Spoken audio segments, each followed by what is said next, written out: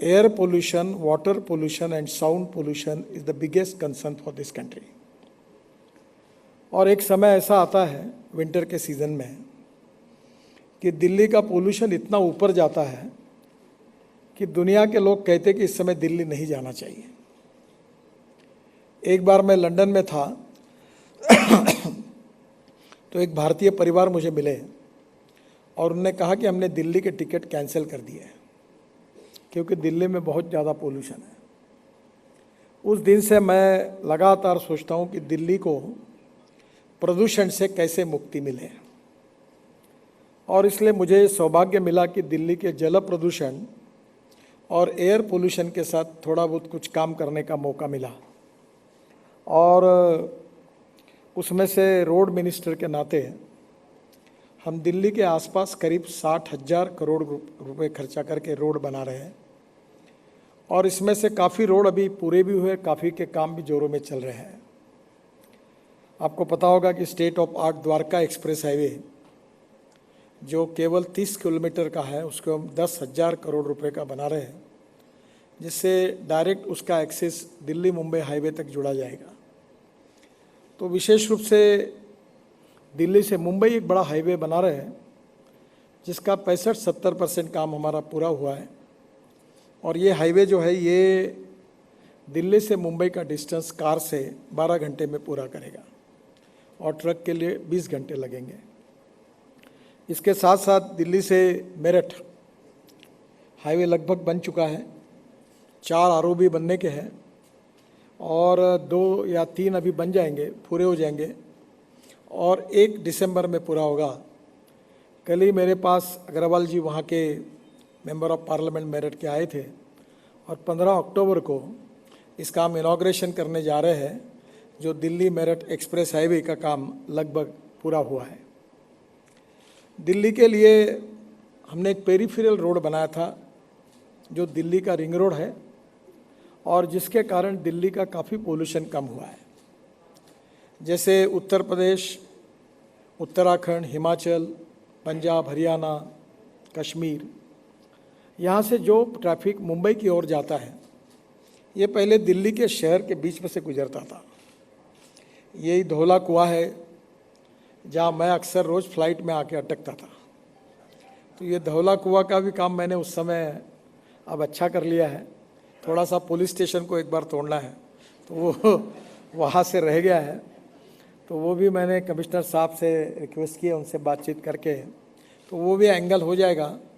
तो ये धौला कुआं के कारण भी तकलीफ़ होती थी। और यहाँ कभी कभी शादियों में दिल्ली से लोग जब गुड़गांव की तरफ जाते थे तो कभी कभी 1.5-2 घंटे ट्रैफिक जाम में फंस जाते थे।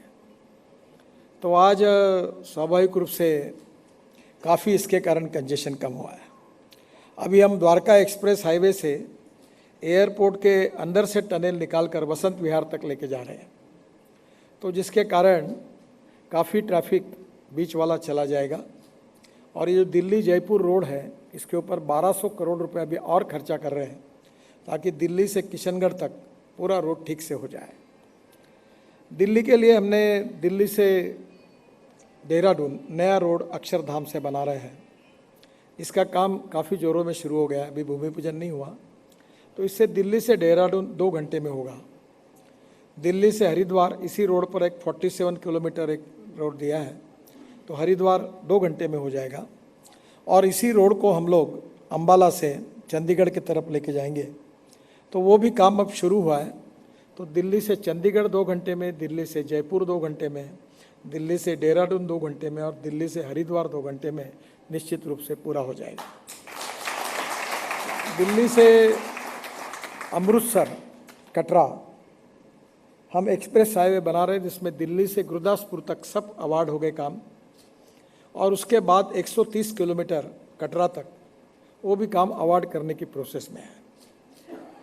कल मैं परसों 2-3 दिन मैं कश्मीर में था और दिल्ली से ये अमृतसर से आगे जाकर रोड जहाँ जम्मू और श्रीनगर के रोड से मिलता है, वो गांव का नाम भूल रहा हूँ मैं, ड से कुछ, तो वो रोड से डायरेक्ट श्रीनगर जाने के बाद दिल्ली से श्रीनगर केवल 8 घंटे में होगा।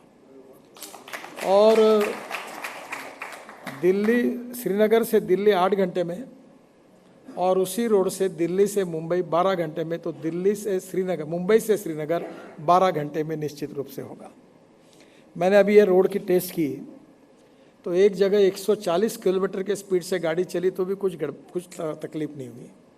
एक जगह 170 किलोमीटर के स्पीड से मैंने टेस्ट ड्राइव किया, कुछ नहीं हुआ। तो ये पूरा एक्सिस कंट्रोल है। सवाई माधोपुर में हमने एक बाईपास, ऐसा ओवरपास बनाया, अंडरपास बनता है फॉरेस्ट में, तो हमने एक ओवरपास बनाया। तो वो कार्टून मैंने देखा, वहाँ अभी काफ़ी काम चल रहा है, और ऊपर में पहाड़ी होगी और उसमें जंगल होगा और नीचे से ट्रैफिक जाएगा। तो वो छोटा सा बच्चा अपनी माँ को बता रहा है गाड़ी में बैठ कर के, देखो वो टाइगर वहाँ बैठा है। तो इस प्रकार से ये पूरे वाइल्ड लाइफ को भी प्रोटेक्ट करते हुए ये दिल्ली मुंबई हाईवे सवाई माधोपुर से आगे वहाँ सब जाता है, और इसका भी काफ़ी काम हुआ है।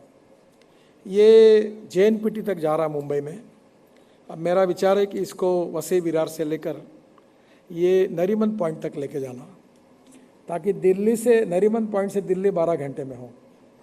तो मैं वरली बांद्रा सीलिंग प्रोजेक्ट बनाने का सौभाग्य मुझे मिला, जो मुंबई में बना हुआ है। तब मैंने सोचा था कि इसको मैं आगे वसई विरार तक लेके जाऊंगा, पर बाद में कुछ मैं वहाँ मंत्री नहीं रहा। तो मेरी एक इच्छा रही है, तो मैं सोच रहा हूँ कि करीब 50-1,000 करोड़ लगेंगे, पर समुद्र में एक रोड वहाँ से डायरेक्ट वरली बांद्रा तक जोड़कर इसको जोड़ूंगा। तो इसके साथ साथ दिल्ली में रोड के इंफ्रास्ट्रक्चर में और बहुत से काम चल रहे हैं, पर सबसे इम्पोर्टेंट काम दिल्ली में मुझे मिला, वो मैं जब वाटर रिसोर्सेस मंत्री था तो नमामि गंगा का काम करने का मौका मिला।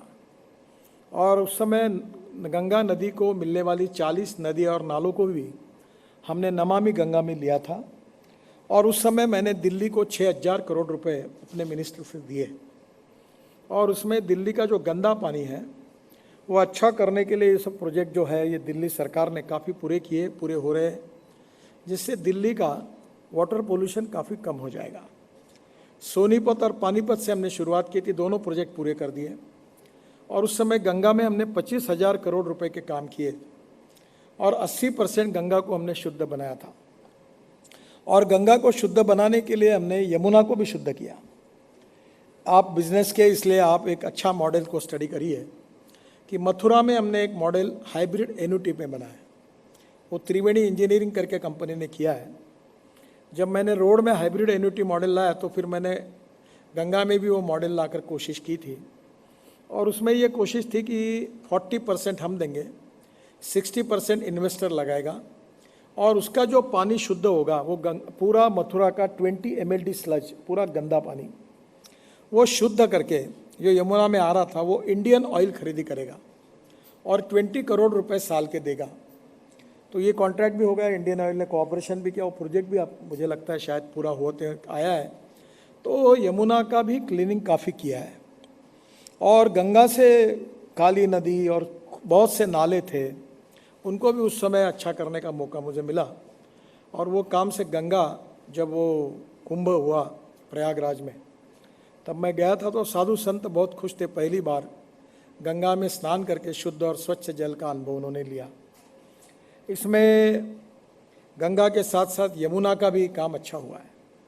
एक बात रह गई जो मैं कर नहीं पाया, मैं शिपिंग मंत्री था, तब मैंने जलमार्ग का काम शुरू किया था, और उस समय अरुण जी वित्त मंत्री थे।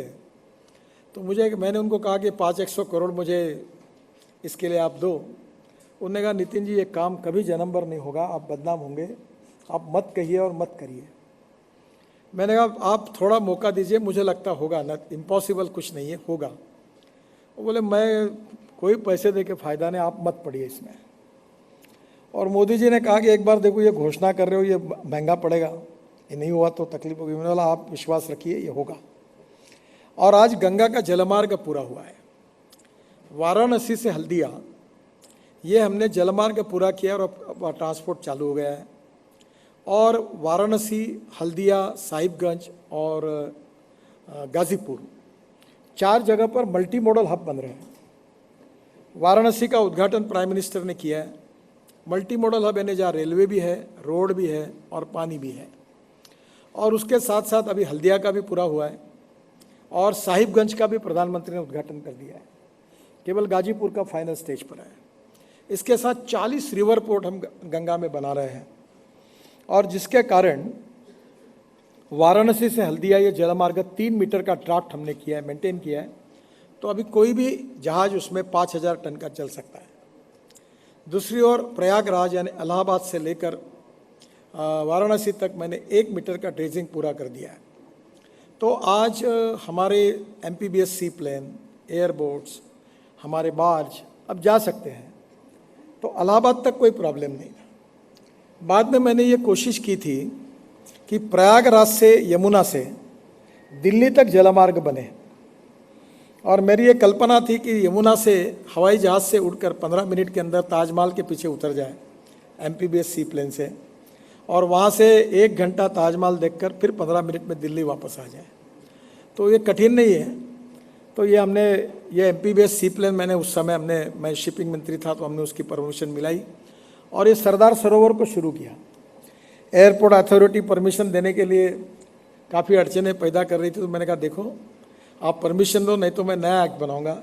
आप जिसको MPBS सी प्लेन बोलते हैं उसको मैं फ्लाइंग बोट कहूँगा और नया एक्ट बना के लाऊंगा। तो आज वो थोड़ा सा यमुना का काम आगे नहीं हो पाया, उसका DPR बना है, वो आगे हो जाएगा। तो मेरी कल्पना ये थी कि सोनीपत पानीपत से माल direct Bangladesh, South East Asia तक जाएगा और पानी पे ट्रैफिक होगा। अब ये जो हल्दिया है, हल्दिया के बाद बंगाल की खाड़ी है जिससे ब्रह्मपुत्रा में आप जाते हो, और फिर ब्रह्मपुत्रा से पूरा मैंने ड्रेजिंग पूरा किया। और जब बांग्लादेश की प्रधानमंत्री आई थी, सुषमा जी को मिली थी उस समय, तो उन्होंने मुझे बुलाया, रिक्वेस्ट की कि आप मुंगली पोर्ट में भी ड्रेजिंग कर दो। तो मैं सुषमा जी की तरफ देख रहा था, उन्होंने कहा नितिन ये कर सके तो कर दो। तो मैं 250 करोड़ रुपए खर्चा करके वर्ल्ड बैंक की स्कीम में मैंने बांग्लादेश में घुसकर भी मुंगली पोर्ट का ड्रेजिंग पूरा कर दिया। तो अभी ब्रह्मपुत्रा का पूरा ड्रेजिंग जलमार्ग हो गया, फिर बराक रिवर का पूरा काम हो गया, और आगे आपको मालूम है south East Asia, Indonesia, Malaysia, China तक अब जा सकते हैं हम लोग। तो मेरी कल्पना ये थी कि पंजाब हरियाणा का माल सोनीपत पानीपत से और दिल्ली से ये 5000 टन की बार्ज में direct south East Asia, China, Malaysia, Indonesia तक, बांग्लादेश तक जाए। और इसमें एक बड़ा इकोनॉमिक्स था जो आपके काम का है। रोड पर जाने के लिए अगर 10 रुपये खर्चा लगता है, और अगर आप रेलवे से जाते हैं तो 6 रुपये लगता है फॉर एग्जांपल, पानी से जाता है तो 1 रुपया लगता है। तो हमारी जो लॉजिस्टिक कॉस्ट है वो 17% है, चाइना की 8 से 10% है, यूरोपियन कंट्रीज़ की 12% है। जब रोड अच्छे बनेंगे तो लॉजिस्टिक कॉस्ट कम होगी। अभी दिल्ली से मुंबई एक ट्रक को जाने के लिए 48 आवर्स लगते हैं, अगर वो 20 घंटे में जाएगा तो लॉजिस्टिक कॉस्ट 5% 6% कम हो जाएगी। तो स्वाभाविक रूप से ये जलमार्ग से बहुत बड़ा प्रॉफिट है। बीच में मैंने कोशिश की थी कि मारुति की गाड़ियाँ कांडला से चेन्नई जाएंगी, और चेन्नई में फोर्ड और बाकी कंपनी की गाड़ियाँ यहाँ आएगी, वो कुछ प्रयोग किया था, सक्सेसफुल हुआ था। थोड़ी बहुत अड़चने आती है, विशाखापट्टनम का लोहा कांडला में आया अहमदाबाद के लिए, तो काफ़ी बड़े प्रमाण पर ये शुरू हुआ है। तो जलमार्ग का उपयोग करने में आप लोग थोड़ा इंटरेस्ट लीजिए, कि ताकि यहाँ वाराणसी से अगर आपने माल आपका ट्रक तक ले गए, रेलवे से ले गए, और वाराणसी से पूरा नॉर्थ ईस्ट और बंगाल तक माल लेके जाएंगे तो आपकी कॉस्ट कम हो जाएगी। तो आने वाले समय में पोल्यूशन भी कम होगा, क्योंकि सबसे ज़्यादा पोल्यूशन डीजल के कारण होता है। और इसलिए दिल्ली के आजू बाजू में मैंने देखा कि बहुत दिल्ली में जाम है, दिल्ली प्लान नहीं है, और यहाँ किसी का घर मुझे नहीं लगता नियम से बनाया होगा, थोड़ा माफ़ करिए मुझे। और जो घर बनाता है वो रोड को अपने पार्किंग का अधिकार समझता है, सब लोग गाड़ियाँ अपने रोड पर खड़ी कर देते हैं। तो ये दिल्ली में रोड ही नहीं होते तो सब गायब हो जाता है। तो मैंने एक स्कीम तैयार की है, और केजरीवाल से चर्चा भी की, उन्होंने कहा कि हम बिल्कुल इसमें सपोर्ट करेंगे। और वो स्कीम ये है कि दिल्ली के कंटेनर डेपो जो दिल्ली के अंदर है, दिल्ली के गोडाउन्स, फूड के, सीमेंट के, pre cooling plant, cold storage, wholesale market, ये पूरा एक स्टडी चालू है। और कोशिश ये है कि इनको सबको हम दिल्ली के पेरिफेरल रोड पर नए लॉजिस्टिक पार्क, ट्रांसपोर्ट हब बनाकर सबको दिल्ली के बाहर लेके जाए, उनका भी फायदा होगा। क्योंकि जो दिल्ली से बाहर माल जाता है उसको दिल्ली के अंदर लाने में तकलीफ होती है, और इसलिए उनको विन विन सिचुएशन है, उनका भी फायदा होगा। और हम ये कोशिश कर रहे हैं कि ये दिल्ली से 1700 गोडाउन्स और इस प्रकार के हैं, कुछ होलसेल मार्केट से भी बात कर रहे हैं, उसका डीपीआर तैयार हो रहा है, प्लान तैयार हो रहा है। और आने वाले 15 दिन में मैं केजरीवाल जी के साथ, डीडीए के साथ, म्यूनिसिपल कॉर्पोरेशन मीटिंग कर रहा हूँ, और इनका सबका सहयोग अगर मिल जाएगा तो मेरे ऑलरेडी हमारी NHI में हमारी एक कंपनी है जो लॉजिस्टिक पार्क बनाती है, रोपवे, केबल कार बनाती है। हम देश में कम से कम 1 लाख करोड़ के लॉजिस्टिक पार्क ऑलरेडी बना रहे हैं, तो उसी कंपनी को ये काम दिया है। और निश्चित रूप से ये होने से दिल्ली का जो विशेष रूप से एयर पोल्यूशन जो होता है डीजल के कारण, वो निश्चित रूप से कम होगा और सब ट्रैफिक बाहर के बाहर जाएगा। सबसे इम्पॉर्टेंट चीज़ है कि जो पोल्यूशन को कम करने वाली है वो है डीजल और पेट्रोल को कम यूज़ करना। मैं आप सबको बताना चाहूँगा कि हमारे देश में हम 12 लाख करोड़ रुपए अब खर्चा कर रहे हैं पेट्रोल, डीजल और गैस को इंपोर्ट करने के लिए। और मैं 2009 से लगातार ये बात कह रहा हूँ कि diversification of agriculture towards energy and power sector. तो हम लोग इथेनॉल बना रहे थे, आज हमारी इथेनॉल की इकोनॉमी 40,000 करोड़ की है। अब इथेनॉल की इकोनॉमी हम 2 लाख करोड़ की बनाने जा रहे हैं। हमारी सरकार ने अब इथेनॉल कॉर्न से और इथेनॉल राइस से बनाने की अनुमति दी है। आपको पता होगा कि हम लोग rice surplus, wheat surplus, corn surplus और शुगर सरप्लस है। हम पूरे दुनिया को चावल सप्लाई कर सकते हैं। 350 लाख टन चावल हमारे गोडाउन में पड़ा हुआ है। हमारे यहाँ व्हीट है, पंजाब और हरियाणा में हम लोग मंडी में डाल देते हैं, पानी में खराब हो जाता है, रखने के लिए गोडाउन्स नहीं है।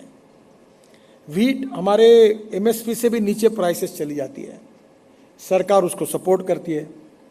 हम 1,40,000 करोड़ का इंपोर्ट एडिबल ऑयल का करते हैं, सरसों, सोयाबीन, फली, ये सब हमारे यहाँ कम है, एडिबल ऑयल शॉर्ट है, तो क्रॉप पैटर्न बदलना पड़ेगा। तो अब हमने ये कहा है कि हम 12 लाख करोड़ के इंपोर्ट के बजाय हम क्यों नहीं हमारे देश में import substitute, cost effective, pollution free और इंडिजिनियस सोल्यूशन निकालें। और मैं ट्रांसपोर्ट मंत्री होने के नाते हमने इस पर काफ़ी काम किया। अभी हम लोग फ्लेक्स इंजन ला रहे हैं। फ्लेक्स इंजन का मतलब है, मैं अभी इसको सुप्रीम कोर्ट में हमने एफिडेविट दे दिया है और उनसे अनुमति लेकर हम तुरंत, क्योंकि हमने यूरो 6 नॉर्म पर हम गए, तो स्वाभाविक रूप से इथेनॉल के यूरो 6 के नॉर्म में अब थोड़ी टेक्नोलॉजी नहीं अभी मिली नहीं है, वर्ल्ड में नहीं हुआ है। तो यूरो 4 के नॉर्म पर इथेनॉल अगर आता है तो भी यूरो 6 के नॉर्म से कम पोल्यूशन है। तो हमने सुप्रीम कोर्ट को ये बात एफिडेविट करके कही है, उनकी अनुमति मिल जाएगी तो हम इसको मैंडेटरी करेंगे। इसका मतलब क्या है मैं आपको बताता हूँ। ब्राज़ील में, कनाडा में और USA में ये BMW, टोयोटो, हुंडा, फोर्ड, मर्सिडीज, ये जितनी ब्रांड है आपके पास, इनके सबके फ्लेक्स इंजन हैं। कॉस्ट सेम है। फ्लेक्स इंजन का मतलब ये होता है कि it is a choice with a consumer कि वो 100% पेट्रोल ले या 100% इथेनॉल ले। इथेनॉल का रेट है 65 रुपये लीटर और पेट्रोल का रेट 110 के ऊपर लीटर के ऊपर हो गया। तो इथेनॉल की कैलोरिक वैल्यू थोड़ी कम है, तो 1 litre petrol equal to 1 litre 200 ml of ethanol. तो थोड़ा 20-25 रुपये आपकी भी बचत है। पर इथेनॉल ये ग्रीन फ्यूल है, पोल्यूशन नहीं करता, कम है, बिल्कुल निग्लिजिबल है। और इसलिए फ्लेक्स इंजन को हम मैंडेटरी कर रहे हैं। मैंने बजाज की और TVS की स्कूटर और बाइक 100% इथेनॉल पर, फ्लेक्स इंजन पर लॉन्च की। अब मैं पूना में गया था, प्रधानमंत्री जी ने हमारे 3 इथेनॉल पंप पूना में ओपन कर दिए हैं। अब पूरे देश में इंडियन ऑयल और भारत पेट्रोलियम को भी पेट्रोलियम मिनिस्टर ने कहा है कि आप इथेनॉल के पंप खोलो।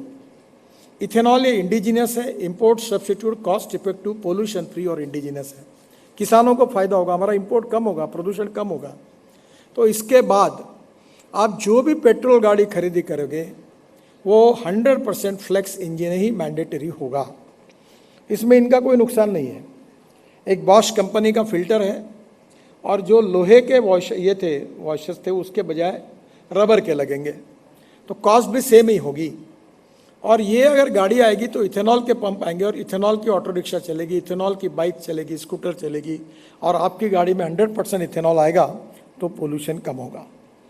अब इथेनॉल का जो सोर्स था, शुगर फैक्ट्री में शुगर सरप्लस है, शुगर फैक्ट्री की हालत बहुत ख़राब है, अभी थोड़ी सुधर रही है इथेनॉल के कारण। तो उसमें पहले 4% मोलाइसेस निकलता था जिससे शराब बनती थी। शराब यानी इथेनॉल एक ही है, इट्स अल्कोहल। तो ये मोलाइसेस से इथेनॉल 4% अलाउ था। फिर हमने बी हेवी मोलाइसेस से इथेनॉल यानी 3% शुगर और मोलाइसेस में डाल दी, तो बी हेवी मोलाइसेस बन गया 7%, तो उससे इथेनॉल हमने अलाउ किया हमारी सरकार ने। फिर हमने शुगर के जूस से इथेनॉल, ये भी हमने अलाउ कर दिया है। और अब हम शुगर को भी मोलाइसेस में डालने की अनुमति देने के बारे में सोच रहे हैं। तो इसके कारण क्या होगा कि शुगर कम होगी। हमारे देश में 240 लाख टन शुगर लगती है। पिछले साल हमारे पास 310 लाख टन शुगर तैयार हुई, 60 लाख टन एक्सेस। तो शुगर के भाव ही डाउन हो गए।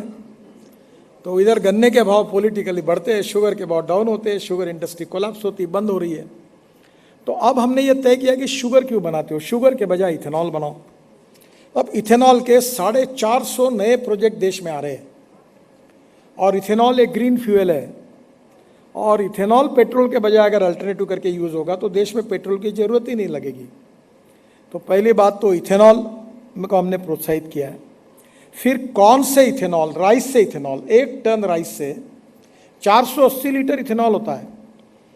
और हमारे यहाँ इतना राइस पानी के कारण सड़ा हुआ पड़ा हुआ है, तो हम स्वाभाविक रूप से गेहूँ, बाजरी, मक्का, कॉर्न सब सरप्लस होगा तो वो एनर्जी में कन्वर्ट कर सकते हैं। तो ये भी हमने अलाउ किया हुआ है। इसके साथ साथ अभी 450 फैक्ट्री ने परमिशन मांगी है। सरकार ने स्कीम बनाई है और इथेनॉल की फैक्ट्री अब काफ़ी बड़े प्रमाण पे, जहाँ राइस होगा वह राइस से, जहाँ शुगर केन होगा तो शुगर केन से। जैसे उत्तर प्रदेश, कर्नाटक, महाराष्ट्र, तमिलनाडु, यहाँ शुगर मिल है, बिहार में थोड़ी बहुत है, उड़ीसा में थोड़ी बहुत है, गुजरात में थोड़ी बहुत है। तो फिर गन्ना बढ़ेगा, क्रॉप पैटर्न बदलेगा, तो जो एक्सेस प्रोडक्शन है वो भी कम होगा। तो इसमें क्रॉप पैटर्न बदलने की कोशिश भी सरकार की ओर से हो रही है। तो हमारे देश में जो 12 करोड़ रुपए का इंपोर्ट है, वो अगर हम 5 लाख करोड़ से अगर कम करेंगे तो ये 5 लाख करोड़ किसानों के जेब में जाएंगे, गरीबों के जेब में जाएंगे, ये रोजगार निर्माण होगा, एम्प्लॉयमेंट पोटेंशियल बढ़ेगा, एग्रीकल्चर ग्रोथ रेट बढ़ेगा, जीडीपी बढ़ेगा। तो ये एक तो इथेनॉल की बात हुई। दूसरी बात, हमारे देश में कोयला बहुत है और जो लो क्वालिटी का कोयला है उससे मिथेनॉल बनता है। आसाम पेट्रोलियम करके हमारी company 100 ton methanol per day बनाती है, उसका भाव 18 रुपये लीटर पर लीटर मिथेनॉल है। और ये मिथेनॉल भी देश में सरप्लस है, उसकी भी इकोनॉमी डेवलप करने की कोशिश की जा रही है। अमेरिका में, इसराइल में, चाइना में सब ट्रक मिथेनॉल पे चलते हैं। और ये जो मिथेनॉल बनता है उससे डीएमई बनता है। ये डीएमई जो है एलपीजी का अल्टरनेटिव है, तो ये सस्ते में गैस मिल जाएगा। हम एलपीजी इंपोर्ट कर रहे हैं, तो मिथेनॉल की इकोनॉमी अब डेवलप हो रही है। इसके साथ साथ हम लोग बायो सीएनजी बना रहे हैं। जो आपके रिलेटेड प्रॉब्लम है, इसको आप जोर दीजिए। ये जो पंजाब, हरियाणा और उत्तर प्रदेश, दिल्ली के आजू बाजू में है, ये परली जलाते हैं और परली से 5 टन परली से 1 टन बायो सीएनजी निकलता है। मीथेन होता है, मीथेन से बायो सीएनजी निकलता है। और ये बायो सीएनजी पर मैंने अपना खुद का ट्रक पहला लॉन्च किया है, एक ट्रैक्टर लॉन्च किया है। एक ट्रैक्टर अगर सीएनजी यूज़ करता है तो 1.25 लाख रुपए साल की बचत है। अभी हमने सीएनजी के ऊपर काफ़ी बसेस चल रही है, आप दिल्ली में गाड़ियाँ चल रही है। तो सीएनजी और पेट्रोल में कितना फ़र्क है आपको मालूम है? अब जो सीएनजी यूज़ कर रहे हैं वो पेट्रोलियम का है। अगर दिल्ली में ये जो परली है, इससे अगर बायो सीएनजी बन जाएगा तो ऐसे बहुत प्रोजेक्ट लुधियाना इधर उधर आ रहे हैं। और ये प्रोजेक्ट आने से परली जलना बंद हो जाएगा। परली अब फुकट में मिल रही है तो उसका 2 रुपये किलो भाव हो जाएगा। तो परली से सीएनजी बनाने से, थोड़ा पानी चाहिए था, परली से सीएनजी बनाने के कारण आप दिल्ली में जो पेट्रोलियम का सीएनजी यूज़ कर रहे हैं उसके बजाय ग्रीन एलसीएनजी यूज़ करेंगे तो बहुत बड़ा आप पोल्यूशन भी कम होगा और परली का भी पर्याय मिलेगा। और एक अच्छी बात है इसके साथ LNG is the fuel for the future. और इसलिए मेरा आपसे सुझाव है कि ट्रक बसेस जो 1000 किलोमीटर एक दिन में चलती है वो एलएनजी में कन्वर्ट करना। मैंने मेरे कॉन्स्टिट्यूशन में ये प्रयोग करते रहता हूँ। नरोड़े साहब को भी मेरी रिक्वेस्ट है कि ये मिलिट्री में डीजल व्हीकल को बैन कर दो। सर मैंने हरपाल सिंह जी को नागपुर बुलाकर पूरा दिखाया और उस दिन मनोज पांडे भी थे, उनको सब देखा उन्होंने, और मैंने उनको रिक्वेस्ट किया कि मिलिट्री के व्हीकल का डीजल को ड्रॉप कर दो, आप एलएनजी सीएनजी और इथेनॉल पर लाओ।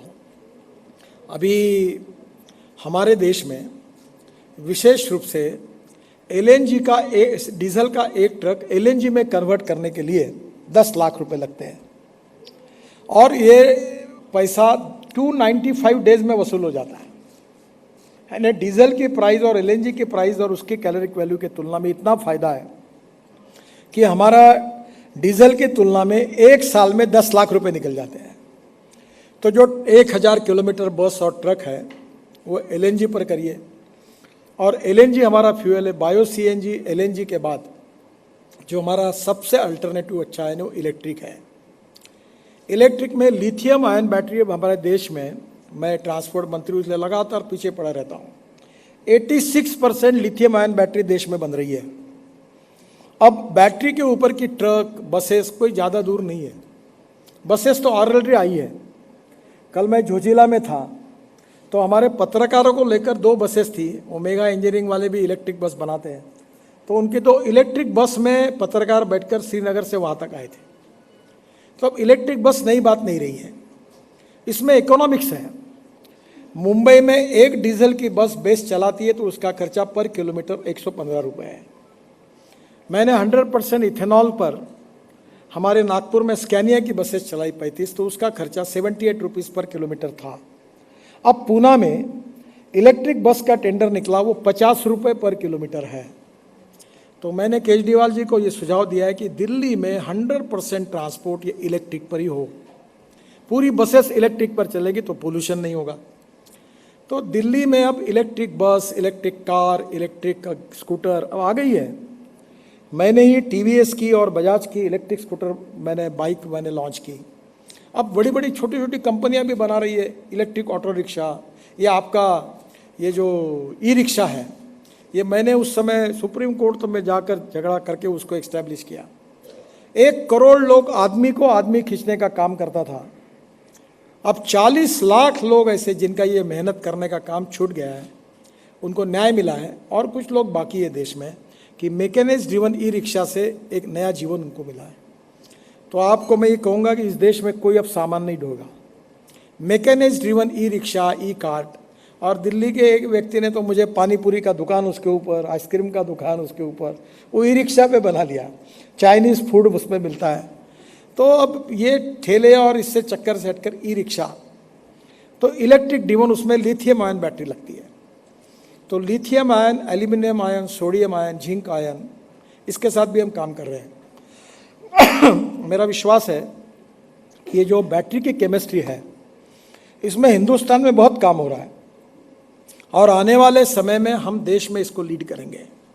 तो इलेक्ट्रिक हमारे पास अवेलेबल है और हमारी जो ऊर्जा है उसमें 38% ऊर्जा ग्रीन है, सोलर पावर है, और उसका रेट अब 1 रुपया 90 पैसे यूनिट आया है। जो पावर हम 4.5 और 5 रुपये यूनिट खर्चा करते थे, ये पावर अभी 8.5 या 9 रुपये यूनिट की होगी, वो अब 1 रुपया 90 पैसे में मिलेगी।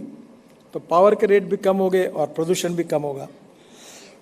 तो अब हम लोग पूरे ट्रांसपोर्ट में इलेक्ट्रिक ला रहे हैं। मैं आपको बताना चाहूँगा कि मेरे पास अभी प्रधानमंत्री जी ने ये रोपवे, केबल कार, फनाकुलर रेलवे का काम दिया है।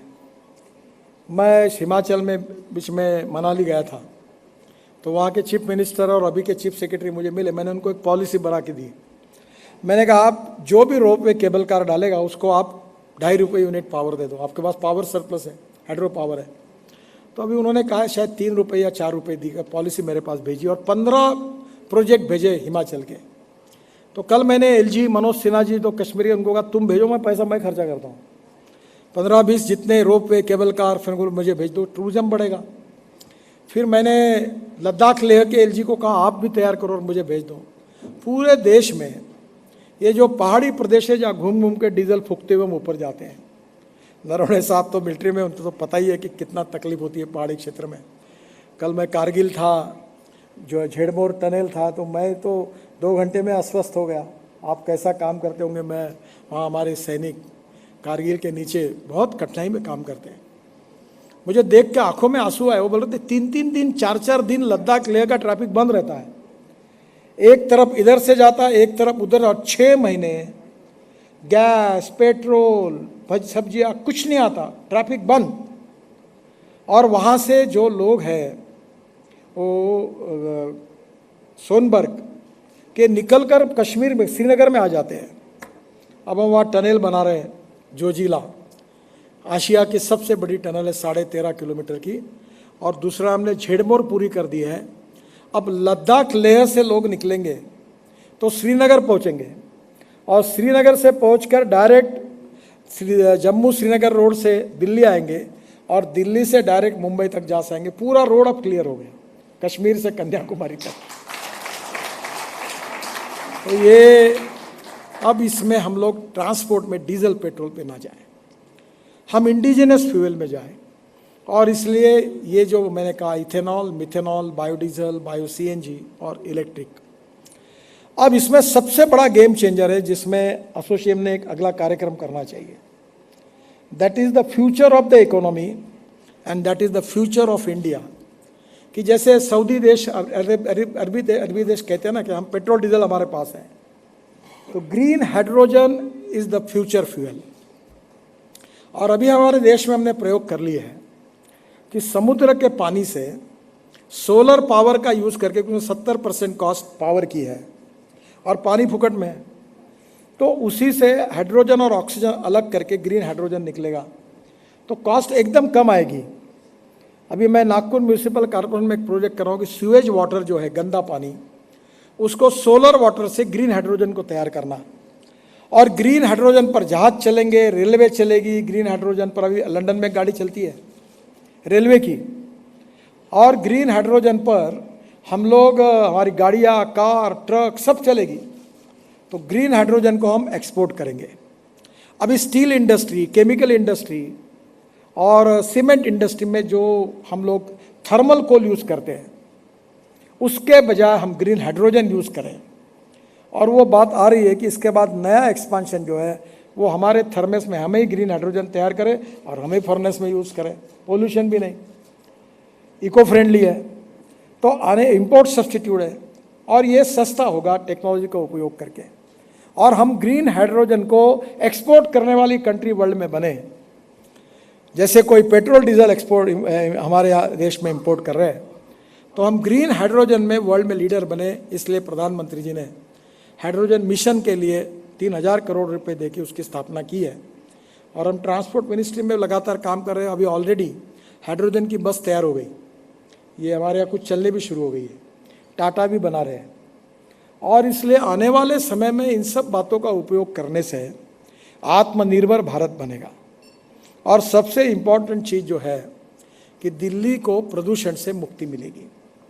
1-2 दिन पहले शायद CII फिक्की के साथ एक कार्यक्रम हुआ, तो ये जो ऑटोमोबाइल मैन्युफैक्चरर्स थे, लेलैंड से लेकर टाटा के सबके MD थे, मैं था। तो ब्राज़ील के technology science and technology minister उसमें थे। उन्होंने कहा कि उनके हवाई जहाज वो इथेनॉल पे चला रहे। अब इथेनॉल पर हवाई जहाज चल सकते हैं, तो हम क्यों ये इंपोर्टेड फ्यूल लाएं, क्यों पोल्यूशन करें, क्यों ये पूरी एयरलाइंस हमारी घाटे में चल रही, क्योंकि उसका कारण ये फ्यूल के भाव है। ये जो बंद पड़ी इसका कारण फ्यूल के भाव है। तो अभी हमारे ऑलरेडी एयरफोर्स ने इस 26 जनवरी के, पिछले 26 जनवरी को हमारी जो हवाई जहाज़ थे, हेलीकॉप्टर और फाइटर जेट, ये बायोफ्यूल पे चलाए थे। और 1-1.5 साल पहले मैंने स्पाइस जेट को प्रोत्साहित किया था, अजय सिंह जी को, और देहरादून से उनका फ्लाइट 50% बायो एविएशन फ्यूल डालकर देहरादून से दिल्ली आया था। मैं उसके स्वागत करने के लिए गया था। तो वो दिन अब दूर नहीं है। Innovation, entrepreneurship, science, technology, research, skilled and successful practices, we name it as a knowledge, and conversion of knowledge into wealth is the future. Conversion of waste into wealth is the future. जो sewage water है उससे valuation, no one is waste. It is depending upon the technology. It is depending upon the vision of the leadership that you can convert waste into wealth. और इसलिए मैं आज आपके सामने इसी बात का विश्वास देने के लिए आया हूँ कि और 3 साल रुकिए, हम दिल्ली को एयर पोल्यूशन और वाटर पोल्यूशन से मुक्ति दिलाएंगे। जो इंटरनेशनल बेंचमार्क है वहाँ तक पहुँचाने की कोशिश कर रहे हैं। बहुत कठिन काम है, आपका भी सहयोग चाहिए। दूसरा, मैं ट्रांसपोर्ट मंत्री था, मुझे भी पता नहीं था, क्योंकि अब धीरे धीरे अनुभव से आता है। मैं नागपुर में रहता हूँ, 11वें मंजिले पर मेरा फ्लैट है, और आजकल मुझे अच्छी आदत हुई, सुबह उठकर मैं 1 घंटा प्राणायाम करता हूँ, रोज़ करता हूँ। तो मैं गच्ची में बैठता था, तो मैं अपना प्राणायाम कर रहा और वो हॉर्न बज रहे धनाधन, तो नीचे में जितना आवाज़ नहीं आता ऊपर में ज़्यादा आता है। तो मैं बड़ा त्रस्त हो गया। फिर मेरे घर के सामने क्या है कि रोड है, ऊपर में ब्रिज है, उसके ऊपर में मेट्रो है, तो मेट्रो आती तो उसका भी आवाज़ आता। तो फिर मैंने खूब डिटेल में गया, तो मैंने कहा ये क्यों ये आवाज़ ऐसे हॉर्न मंत्रियों के। अब लाल लाइट तो मैंने बंद कर दिया सबके, अब सायरन भी बना के लगभग बंद कर दिए। अब एम्बुलेंस के और कुछ के रहे, पर जो है वो भी तकलीफ देते हैं, हाँ हाँ हाँ आवाज़ करते हैं। तो मैंने भी सोचा कि ये कुछ ठीक नहीं है। फिर मैंने नीरी के डायरेक्टर थे रिटायर्ड डॉक्टर तारे करके, डॉक्टर वटे करके, उनके अध्यक्षता में उसका स्टडी करो। और मैंने कहा कि ये जो हॉर्न बजता है गाड़ी में, क्या इसके बजाय बांसुरी नहीं बज सकते हैं, हारमोनियम का आवाज़ नहीं आ सकता? तो मुझे एक ने भेजा कि एक जर्मन था जू, उसने आकाशवाणी के स्थापना के पहले को 6:30 बजे 5:30 ट्यून लगती थी, तो वो ट्यून उसने मुझे बताया कि ये करो। तो मैंने बोला ये ट्यून एम्बुलेंस पे लगाओ तो कानों में अच्छा लगेगा, नहीं तो कान ऐसे दनादन कोई चिंता ही नहीं करता, कर्कश आवाज़ आते हैं। तो अब मैंने ये तय किया है कि हमारे एक्ट में प्रोविज़न है, तो मैं धीरे धीरे अध्ययन कर रहा हूँ और सब मैन्युफैक्चर को कह रहा हूँ कि इसके बाद हॉर्न में आवाज़ तबले का आएगा, बांसुरी का आएगा, हारमोनियम का आएगा, इंडियन इंस्ट्रूमेंट जो होगा उसका जो आवाज़ अच्छा लगेगा कान को वही आएगा। ये ऐसे हॉर्न बंद करो, और मैं उसके लिए कानून करने वाला हूँ। तो आने वाले समय में sound pollution, air pollution and water pollution is the big concern, और दिल्ली उसमें सबसे वर्स्ट है। और इसलिए लोगों में अवेयरनेस पैदा करके हमें इस बात को ख़त्म करना है। हमने बहुत अच्छा प्लानिंग ट्रांसपोर्ट मंत्री होने के नाते किया है। मैं आपसे अनुरोध करूंगा, इसमें आप लोग भी इनिशिएटिव लेंगे, जनता में अवेयरनेस पैदा होगा। अब उसमें और एक अच्छी बात हमने की है, कुछ लोग नाराज़ भी हुए, स्क्रैपिंग पॉलिसी लाई है कि पुराने गाड़ियों को भंगार में डालो। अब 15-15 साल 20-20 साल का ट्रक धुआं छोड़ के जा रहा ढूँ ढूँ करके, उसका कोई नहीं। आज नई टेक्नोलॉजी बदली है। मैं जब स्टूडेंट था तो मैंने स्कूटर खरीदी की थी, तो मुझे कह रहा था डीलर कि ये 28 किलोमीटर एवरेज देती है पर लीटर। तो मैं बोला चलो ये लेंगे अभी कितना है, 80 किलोमीटर या 85 हुआ, मुझे मालूम नहीं। टेक्नोलॉजी बदल गई। अगर पुरानी गाड़ी अगर स्क्रैप होगी और नई गाड़ी अगर आप लेंगे तो उसमें फ़ायदा है, फ्यूल की बचत है, पोल्यूशन नहीं होगा, इफ़िशियंसी होगी, मेंटेनेंस कॉस्ट कम होगी, और उस गाड़ी की भी कीमत मिलेगी कुछ ना कुछ। और इससे जो aluminium, copper, plastic, rubber waste निकलेगा, उससे हमारे कंपोनेंट सस्ते होंगे। और आज हमारे इंडस्ट्री का वॉल्यूम ऑटोमोबाइल का 7.5 लाख करोड़ का है, उसमें 3 लाख करोड़ हमारा एक्सपोर्ट है। ये हीरो, बजाज और टीवीएस, उनका 50% टू व्हीलर का प्रोडक्शन एक्सपोर्ट कर रहे हैं। तो आने वाले समय में हमारा एल्यूमिनियम, कॉपर, ये हम एल्यूमिनियम इंपोर्ट कर रहे हैं, कॉपर हम इंपोर्ट कर रहे हैं, प्लास्टिक हम इंपोर्ट कर रहे हैं, ये पूरा रिसाइकलिंग होगा स्क्रैपिंग के कारण, तो हमारे कंपोनेंट सस्ते होंगे और 7.5 लाख करोड़ की जो हमारी इंडस्ट्री है वो आने वाले 3-4 साल के अंदर 15 लाख करोड़ की करने का हमारा विचार है। अब आप बताओ इसका फ़ायदा क्या है। अभी ये ऑटोमोबाइल इंडस्ट्री ये देश में सबसे ज़्यादा रोजगार और सबसे ज़्यादा टैक्स देने वाली इंडस्ट्री ऑटोमोबाइल इंडस्ट्री है। और अगर ये दुगनी हो जाएगी तो आज 50 लाख लोगों को रोजगार मिला है, तो कल हमारे देश में 1 करोड़ युवाओं को रोजगार मिलेगा। तो हम मर्सिडीज से लेकर BMW से लेकर ऑल इंटरनेशनल रेप्यूटेड ब्रांड, इसका मैन्युफैक्चरिंग इंडिया में है। अब हम चाहते हैं कि हवाई जहाज़ भी है, सब हमारे यहाँ मैन्युफैक्चरिंग हो। हमारे यहाँ शिपिंग में पोर्ट्स, हमारे शिप्स हमारे यहाँ बने। MPBS जो अभी राइफल जो हमने लिया है वो हमारे यहाँ नागपुर में बन रहा है, और अभी धीरे धीरे उसने मुझे कहा है कि हम पूरा 100% इंडिया में बनाएंगे।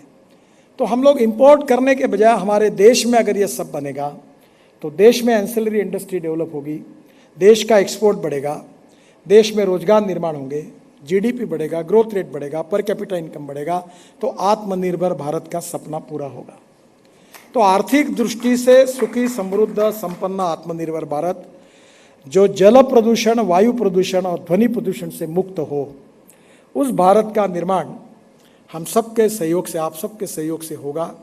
और 3 साल में तो मैं खुद जिम्मेदारी ले रहा हूँ कि 3 साल में दिल्ली के जितने ये तीनों के जो पोल्यूशन के पैरामीटर्स है वो बदलने की पूरी कोशिश करूँगा, और निश्चित रूप से आप सबके सहयोग से उसमें यश प्राप्त होगा। बहुत बहुत धन्यवाद। नमस्कार। Subscribe to Nation Next YouTube channel and press the bell icon to get regular updates from Nation Next. Also like Nation Next Facebook page and follow us on Instagram and Twitter.